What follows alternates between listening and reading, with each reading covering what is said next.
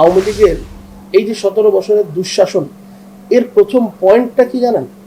গণপ্রতিনিধিত্বশীল রাজনীতি না থাকা। এই যে জনপ্রতিনিধিত্বশীল রাজনীতি প্রয়োজন, না হলে যে কেউ শেখ হাসিনা হয়ে যেতে পারে যে কোনো সময়। সো আমাদের প্রত্যাশা বাংলাদেশের মানুষের কাছে যে একটা সুষ্ঠু, সুন্দর, স্বাভাবিক নির্বাচন, যে নির্বাচনের মাধ্যমে এদেশের গণমানুষের প্রত্যাশা প্রতিফলিত হবে। এদেশের গণমানুষ কাকে চায়, এদেশের গণমানুষ কাকে তার রিপ্রেজেন্টেটিভ মনে করে, তারাই দেশটা চালাক আসলে। Doctor Yunus is doing a tremendous job.